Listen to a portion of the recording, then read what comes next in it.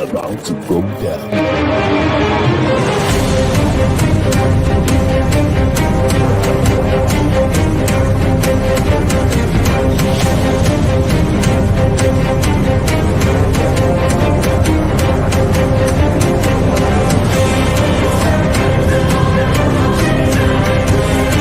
It's lovely pass, and there he turns cleverly. Can he find a finish? Oh, he can! Skill by Joshua, and a return right hand. Good counter right. Bullet is hurt. Second right hand. That clipped him as well. Now he goes in for the kill. Well, Ricciardo is inching into the lead, and Ricciardo that win the Italian Grand Prix! Iguodala running the floor.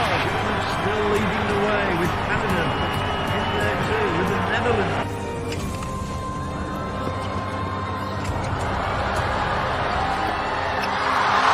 And Musa makes it 4 goals in 2 World Cup matches. The Monaco Grand Prix! Ricciardo triumphant in Monza. Through Bowden, Barrett, and an early touch and an excellent... Sports Orbit. We make the world go round.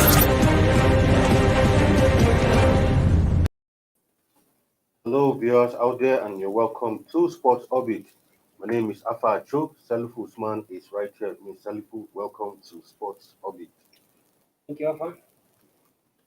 All right. First, we'll begin with the match between the Super Eagles of Nigeria and Sao Tome and Principe yesterday, which took place out there in Morocco. And of course, at the end of the day, it was the Super Eagles of Nigeria who actually created a new record by putting 10 goals past Sao Tome and Principe with no reply at all. For many Nigerians, that match actually came as a big surprise. In fact, for a lot of people who spoke after the match said this is the first time they'll see the Super Eagles score this amount of goals against any team. Of course, the last time the Super Eagles scored this kind of goals was actually 63 years ago against Benin Republic, but in that case it was 10-1. So in that one, the Benin Republic were able to score one, but in this case, 10 goals without any reply. Of course, Victor Osimhen scoring 4 of those goals, and what an excellent performance it was coming from the Super Eagles of Nigeria. Yeah, Afa, you're right. This is the first time the Super Eagles will be able to confront an opponent, and they scored 10 goals on without a reply. And even going back the memory lane, this is 2 years ago, he talked about the score. When they go score against Benin Republic 2-1, even at that time, Super Eagles, most of us presently were not born then. Yeah. A whole lot of Nigerians, even those at the helm of Nigerians, Nigerians, the NFF at the moment were not even born then. And at the same time, and then it was not even known as a Super Eagle, not even a Green Eagle, it was called Red Devil. Red Devils, yeah. So, notwithstanding the strength of the opponent, we can agree with me. Although some people, just like a lot of people have commented about this match, notwithstanding the strength of the opponent, although you can't equate the strength of the Sao Paulos and Sao Tomes compared to the Super Eagles and the pedigrees of the individual players. I think even the single players of the Super Eagles on the pitch can buy all the most of the Sao Tome players. But notwithstanding, just like say the strength of the even in the past, we still have to commend the Super Eagles that think they show the hungriness. And one thing that impressed me about the match is that ordinarily, unlike the past, if you have win the match like 2-0 or 3-0, 4-0, there's always a bit of relax. But despite going up 2 goal, 3 goal, 4 goal, they were still showing the hunger that they need to want to score more goals. And that is a mark of a team that is an attacking football, an attacking team that wants to determine to pick. But at the end of the day, you may say, okay, all you need is a person who win 1-0 and a person who win 2-3-0 or win 4-0 is the same 3 points. But at the end of the day, the number of goals that score also counts. It counts, yeah. Sometimes when it gets down to it, goes down to goal difference. So it also counts. And when you have the advantage of scoring more goals, why not take your chances? You have to take your chances. And at the same time, I congratulate Super Eagles for that marvelous performance, very emphatic one. And we hope that what we are beginning to see now is something that we'll be able to count on going forward. Yeah, I mean, after that match, a lot of people who actually saw that match, a couple of journalists who saw that match, even the players themselves, one thing they noticed was that even the way the Super Eagles played yesterday, it showed that I think in a long while, the Eagles are being tutored by a coach who seems to knows what he's doing because all of the goals, I mean, the build up from defense to midfield attack, the transition was very smooth, and a lot of people confess that it's been a long time they saw the Super Eagles play that kind of football, and I think for some it goes to show that maybe the man just knows what he's doing. Remember, recall that when he came, he said he's all about playing attacking football, and I think we are beginning to see that, irrespective of, just like I said, irrespective of the strength of the opponent. I know some previous coaches we have, even when it was Sao Tome and Principe, I'm sure we wouldn't have scored up to 10, maybe 4-5-0, and would have relaxed. But we kept going to ensure that we totally dominate them, and that's the hallmark of an attacking side. Sometimes you see the best of sides in Europe, even in club football, no matter how they get you, maybe for a Man City, for instance, they just keep pumping goals and they don't care. And once they get the opportunity to score, they score. That's the philosophy of Pep Yeah. Guardiola. Once they get opportunity, keep on scoring, not keep. And if you're looking at the Pep Guardiola, even though if Pep Guardiola equal also equal on the same point with Yeah. Liverpool, they would have still win the league because of the lowest of the good. Yeah, exactly. And what as far as the performance of Jose Peseiro, I still want to reserve my comment as far as either to commend him or to say because yes, Nigerians were very quick to forget the past, and we are very quick. That's why a lot of people say that Nigeria is just a simple country that we can make up with. And once you just give them one thing that impressed them, they forget all the past memory, all the bad memory in the past. And so I still want to me, I still personally, I still want to reserve my comment, either to comment Pesero that he has done well, no, because even if you remember vividly when we went to the Afcon, when Super Eagles played the first match against Egypt, we win 1-0 against Egypt. We went to the second match, we beat that was South Sudan, I think. Sudan. We beat Sudan 3-1. Isn't 3-1? Yes, 3-1. Then the second match, we also beat again. So we started 100%. All of us, everybody started hailing. This is the first time Super Eagles started playing. Can I see the attacking football? Can I see, hey, this is Super Eagles. The grammar of the Super Eagles, until when we get to the second round, and we couldn't click, and we lost out and then we crashed out. So I guess good start for Pesero. Though lost his first match, a friendly match, and in the first two competitive matches, was able to win the two competitive matches, have 96 points on it. So good start for him. But as for either he's the right man for the job or he's not the right man for the job, I still want to reserve my comment for now until we face a real test. But once it's just like say we are beginning to see we are in the rebuilding process, and I hope that this rebuilding process is going to give Nigeria a whole lot of Nigeria something to share. Away from that, still on to the Afcon 2023 qualifiers, where defender Ola Aina will not be available when Nigeria takes on Guinea-Bissau in their next qualifying match that will come up in September. Well, he actually picked up two yellow cards, first in the match against Sierra Leone, and he picked up another card yesterday, so he will not be available when Nigeria meet Guinea-Bissau in the third match of the qualifying series. I mean, online now, since coming to the Eagles, has shown what a quality defender he is, playing for the Eagles. His absence, will you think he will be missed much? Yeah, yes, just like the very quality, very reliable defenders, he has been able to hold down that number two perfectly Yeah. and holding that set to himself. But I don't think there's something to. It's not too much something to worry much about him in that sense because I believe that the current Super Eagles we have a lot of people in defender who can also fit in that position. Even if it even matter what they have a rightful number two to play. Again, Kenneth Emeruo can also be deployed to that number 10. He can still play. So there are a lot of players who can easily, and even some of the home based players who are also grabbing to the game can easily fit into that number 2. I don't think there's many much to worry in his absence, but though he's a member of the team, and we definitely we would have loved to see him. But notwithstanding missing the red card, just missing the one match against the Guinea, so I don't think there's not much to worry about because it's better that we have a perfect replacement for him. All right, that's that for that. Now on to the NPFL. I mean, the way it's looking right now, looks like Rivers United are gradually closing in on their very first NPFL title as They defeated actually Abia Warriors 2-1 in the match over the weekend, and Plateau United once again failed to get the 3 points over Tracy in Ibadan, and with that now the 10 gap lead has been restored with just 5 matches to go. Perfectly restored. I think anyone can confidently say that yes, Yeah, the title for this season is all for yeah.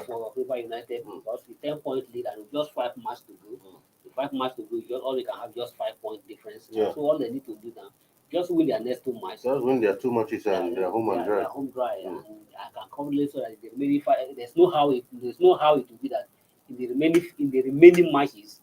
There's no how Liverpool United will not even win it, will not even win 2 matches. So Yeah. definitely, the league management company, the organizers of the leagues, to start preparing and to ensure that to decorate the cup and decorate the title in the colors of the River United, and ensure that all the millions, the prize money, everything I think the prize money should be prepared now that they has to beat the River United and ensure that and congratulate River United.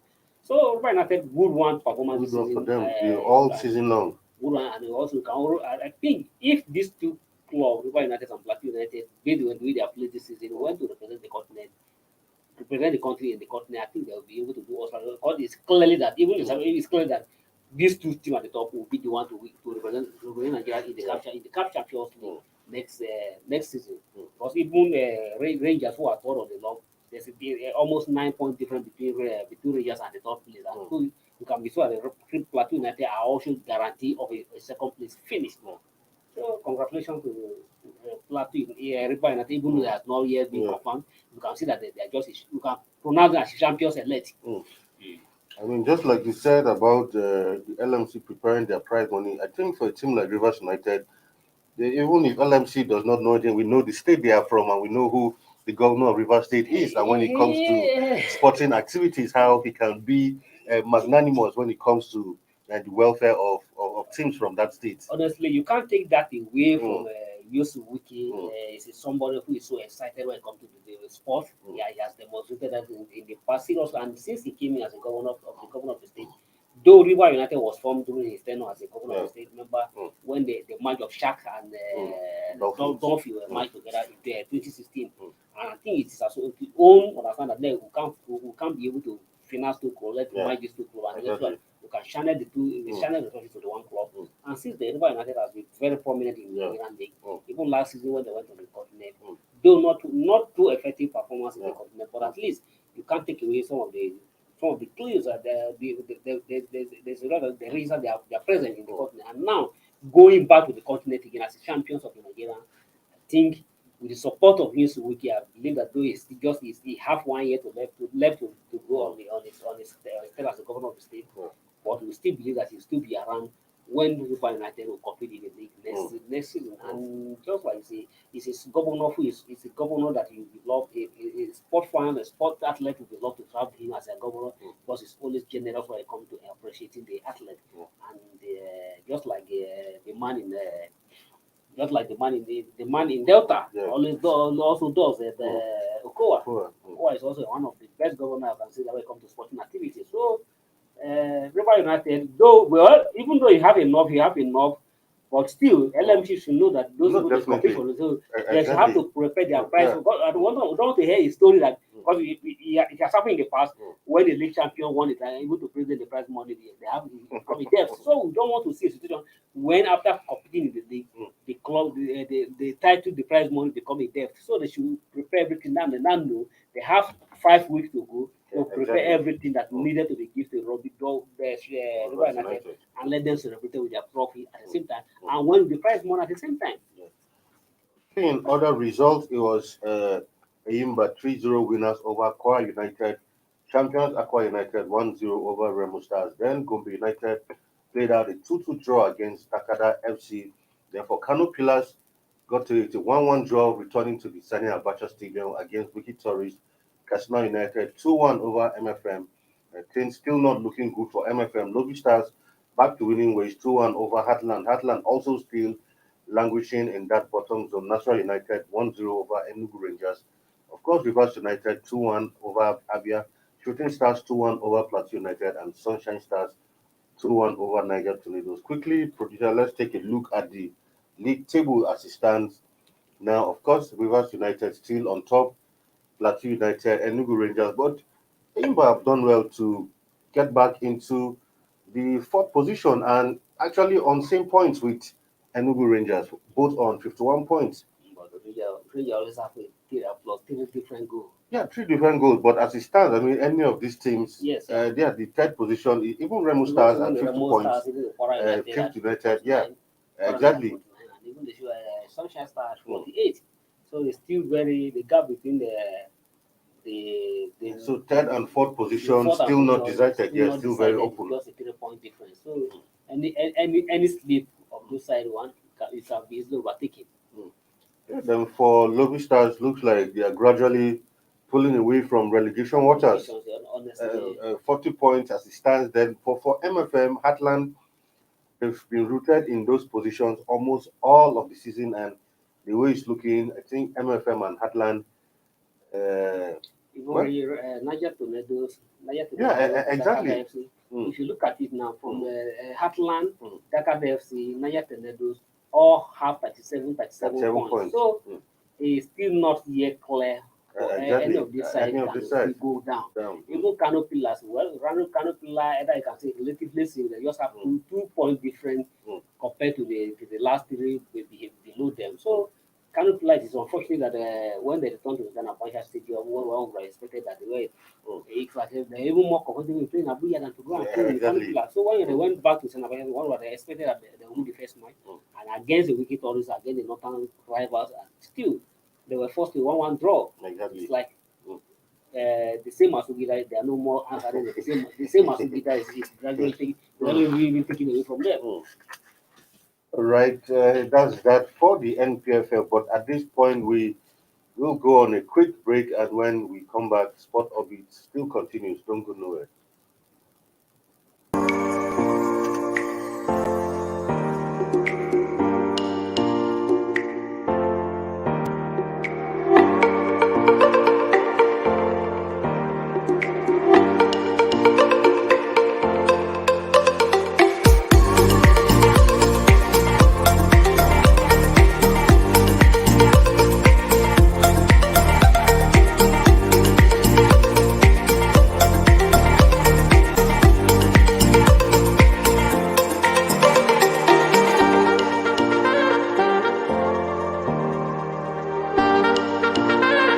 For sponsorship and advert placements, please contact 080-3688-6158. Last Word Leadership Podcast Studio. You have the last word.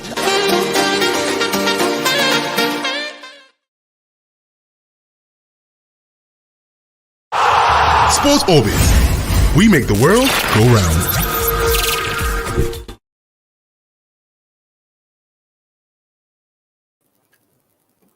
Welcome back from that short break. You're still on to Sports Orbit now to some athletics, where they just concluded African championships held in Mauritius.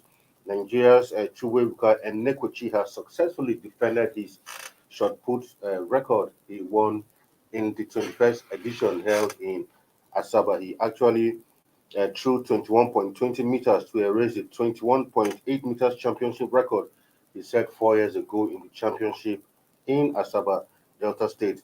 And with that feat, he has now become the first Nigerian to successfully defend a shot put title in the history of the championship. Of course, with that effort, it increased Nigeria's medals tally to 5 gold. Uh, 5 gold, of course. Then, of course, Nigeria also won bronze in the relay and came third overall. All in all, Nigeria won a total of 11 medals, made up of 5 gold, 3 silver, and 3 bronze medals. Well, I think congrats to Team Nigeria. And if you ask me, let's say this should be a perfect tune-up for the Commonwealth Games, which is already upon us starting next month. Yeah, well, I will agree with you. Good performance, but to me, I would have want to sound a bit different. Although, in the sense that for the third consecutive time they are finishing third Third, behind, third behind Mm. Kenyans and the South Africa. one would have expected that yes, having finished third for the last two editions, and then before coming to this edition, they will be able to up their game. But one thing that one may give excuse for the team Nigeria not to have performed better than they did because some of the key athletes were even missing. Yeah. Were not part of the contingent to Mauritius.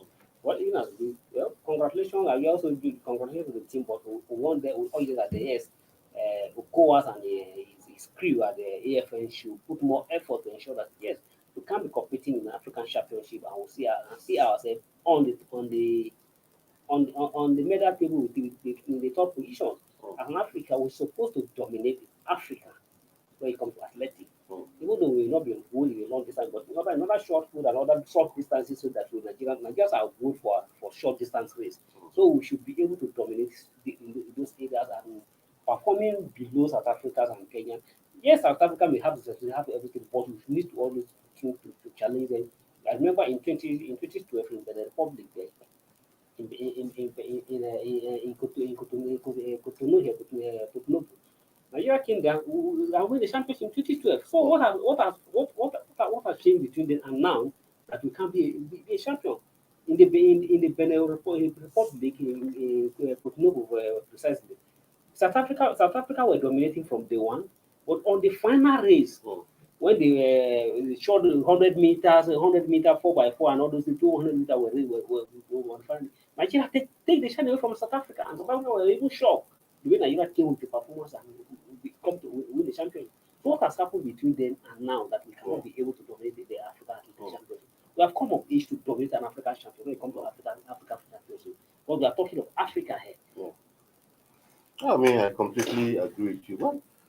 But that notwithstanding, let's say Commonwealth is fast approaching. Let's see what Team Nigeria will come up. We expect that at least most of our top athletes will be ready for that competition and, of course, put up better performances for the Commonwealth Games. And for someone like Chukwuebuka, I mean, congrats to him because we all know how he was for the Olympics. I mean, what he even went through the Olympics, and it was a really very shameful and trying time for him. But for him he still put that behind him and still come out to say I'm still representing Nigeria. I mean, that's a good one coming from him. Good one for Chukwuebuka in the wish there is. Congratulations to him, and he has shown that yes, for Africa, he's the king. He's the king exactly of shot when it comes to shot winning and then winning back to back.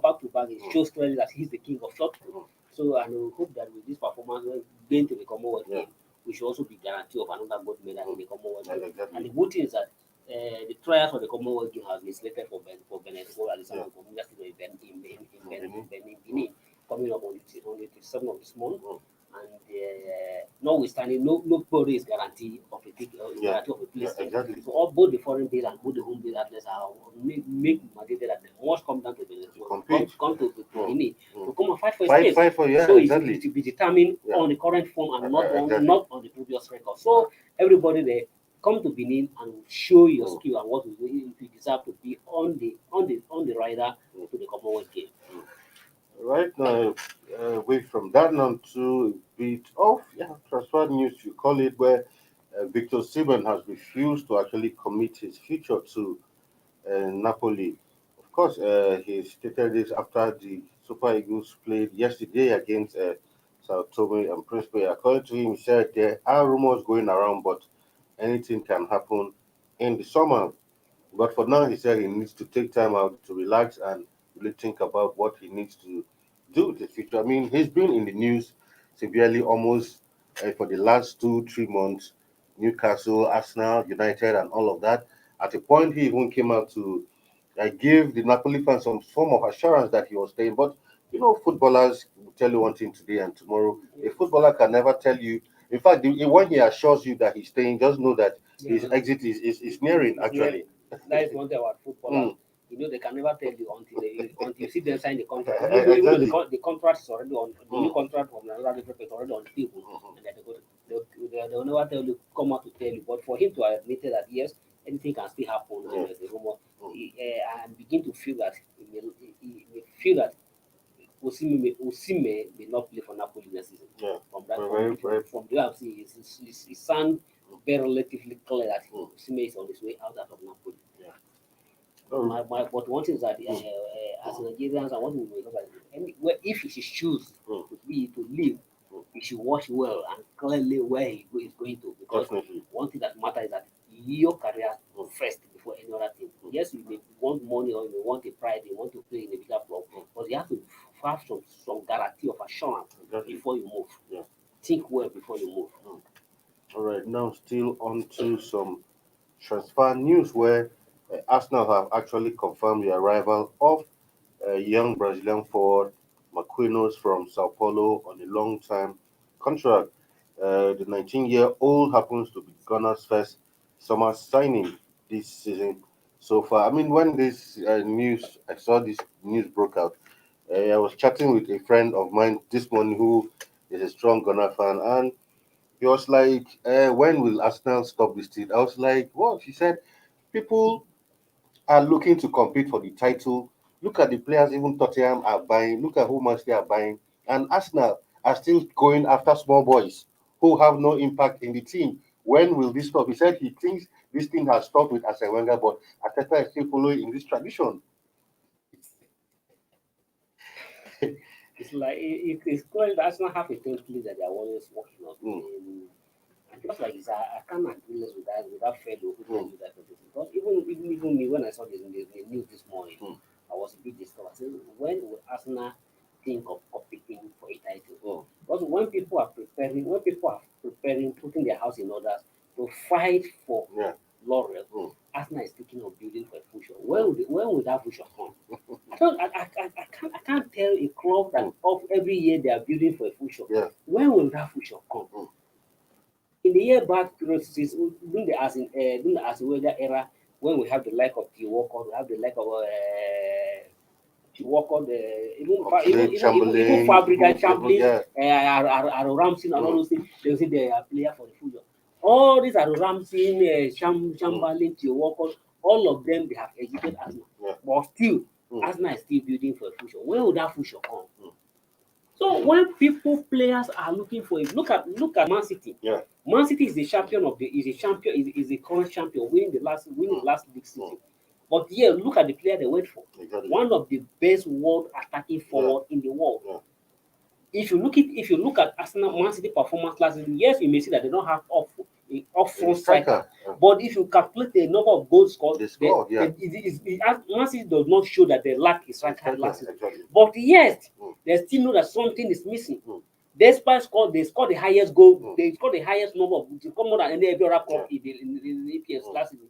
But still, they still went for a class striker who they can give them goal. But Arsenal could have strong last season. At the time where it's clear that everybody was hoping that we are going to finish among the top four, at the dying minute, towards the four months to go, you collapse. You couldn't score goal, you collapse. Because conceding defeat where you are not supposed to concede defeat. Clearly show that you needed a mature player who can inspire the team. But yet you are bringing somebody that you start to clean him out to play. Because considering he's even coming from a league far away, not even from Brazil. Europe, from Brazil. You are bringing a player that is now beginning to think on. When I will see who they strong with, they strong with the Wolves, they say that win the race against the Wolves to sign the player. So it's clearly that Arsenal don't have Arsenal ambition is always to build for the future that will never come, not to win the title.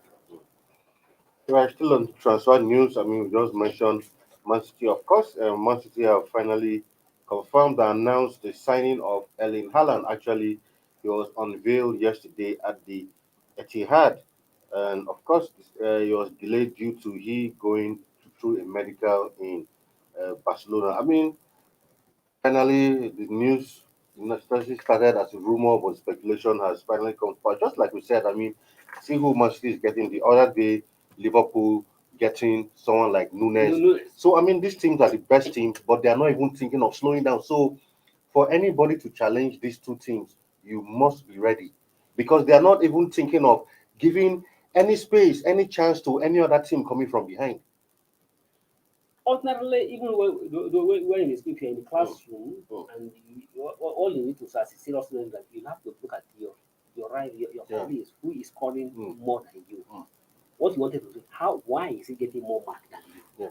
So if he's reading more, you need to read more. Exactly. and to back up. But in the case of we are competing in the same league with the club, the people last season they beat you, but here they are no longer they are not ready to let down their pet, their pet to lower their rank, but still wait for the best, still let ready. Exactly. But you are going after baby or nanny, how do I call baby or waiting? Young players that you are looking for future. Where would that future come? So it clearly shows that club that mind mean business. Exactly. Football is all about business, Yeah. and it's all about winning trophy. What will really benefit the club after competing for a whole season, competing year in, and there's nothing to show. Exactly.